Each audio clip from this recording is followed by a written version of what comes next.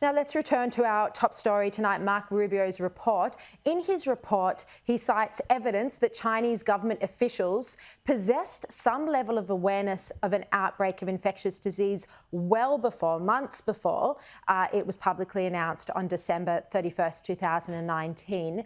Joining me to discuss this is Professor Colin Butler. He's the co-founder of the NGO Bodhi and honorary professor of the College of Health and Medicine at the Australian National University. Colin, thank you very much for your time this evening. Look, you've had a look at Marco Rubio's report that's been released overnight. What are the new elements or interesting takeouts from the report that you find fascinating? Well, I found it's 240 pages long, more than 1,500 references. It looks, from what I've seen, very, very well written, very well argued, fascinating. One thing I found particularly interesting was its conclusion that the Chinese authorities they've used deliberate information and misinformation to create what they call a milieu of perpetual puzzlement or endless confusion. They also talked about quite detailed about how the Chinese for a long time, for decades, have been developing biowarfare, including potential to engineer pathogens to aim at target specific ethnic groups. Of course, they're doing this because of fear that others would do it against them and their own experience of biowarfare from the Japanese in World War II. I also noticed that one authority pointed out that this could all go wrong. It could backfire on the Chinese. They use this analogy of lifting a big stone and then accidentally dropping it on your foot. And these concerns appeared to have reached really high levels of the Chinese government before the pandemic was officially announced.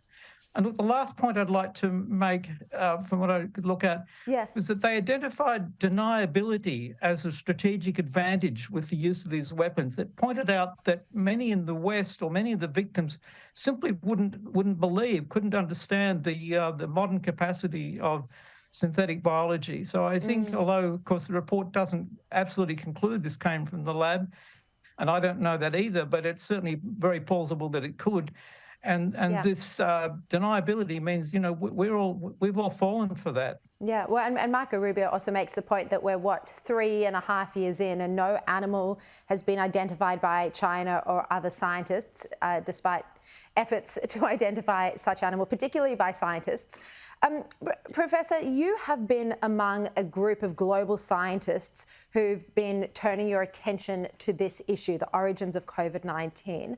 What needs to happen now to actually get a conclusive answer?